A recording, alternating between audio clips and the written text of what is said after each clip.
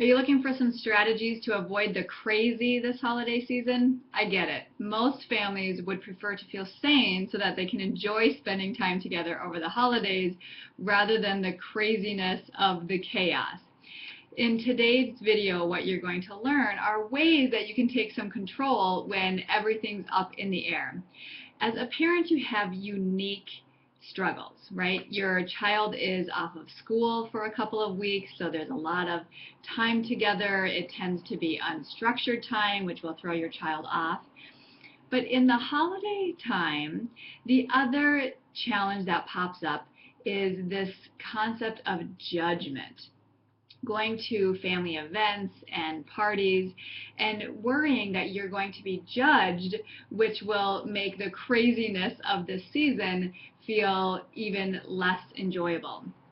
So today, to talk about this concept of judgment, I want to share with you some things that you can do to feel like you're embracing your power and you're standing true to who you are as a parent and what your child needs given their particular temperament. So let's talk about a few things that you'll want to do to make sure that family events are more enjoyable and you feel less judged. First and foremost, what you want to do is identify what is it that you do want. So if you know last year you got dirty looks from leaving the Christmas Eve services early because your child was flipping out, then what you do want is people's understanding, or you do want people to encourage you to come again, knowing that you have new tools under your belt so that your child is more likely to be able to manage a nice candlelit service. So in speaking up for yourself, there's a few things that you'll want to consider. Number one is, do you want encouragement from other people because you're feeling overwhelmed? If so, then ask for that encouragement. Number two, do you need to leave an event early? If so, give yourself permission and then ask for others' permission to leave early. This sounds like a no-brainer, like of course somebody's going to let me leave early, but we don't always remember to first give ourselves permission so that we can ask somebody else in a way that feels really unassuming. So this is a really nice strategy if that's what you want. If you know your child is going to melt down once 7 o'clock hits, then ask, hey, is it okay if we leave at 6:45? We would like for everybody to enjoy the remainder of our family gathering. Another common thing to ask for this holiday season is when you're out at someone else's house, ask them for a private area.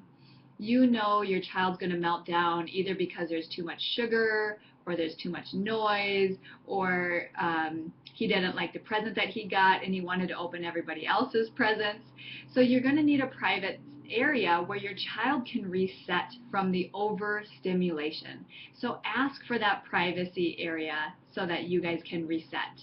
Now my suggestion is not just to use that after your child's melted down, but to use it in advance and talk to your child about how this is our reset spot so that we can continue enjoying good food and good times with our family and our friends.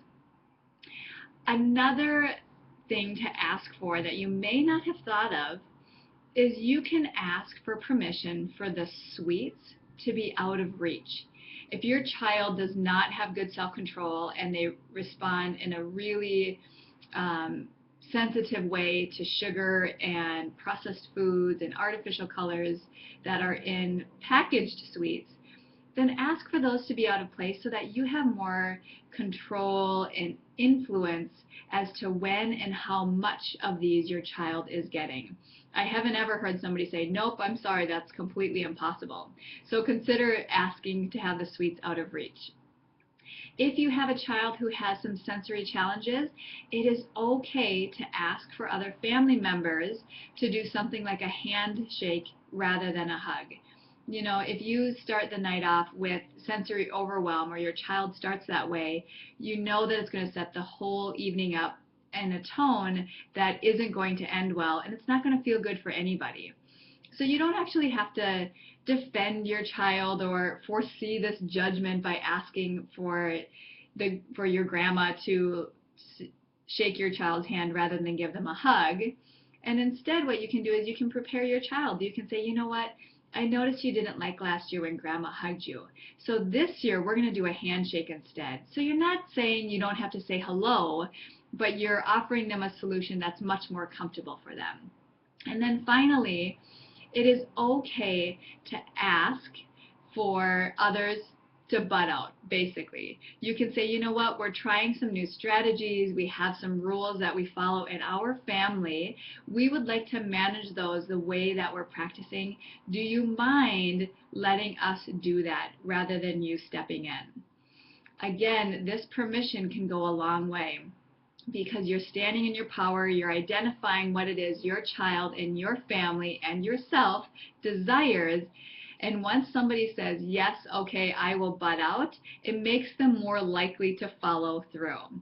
And then lastly, just for fun, I had one mom share one of the things that drives her crazy over the holiday season is when she gets together with her family and everybody wants the sisters and the sister-in-laws to form a pyramid. So if you are in a similar situation where you have to stack yourselves like 18-year-old cheerleaders so that the family can take a picture of you all in a pyramid, please know it is okay to ask for what you want in advance, which is to be excused from this family tradition.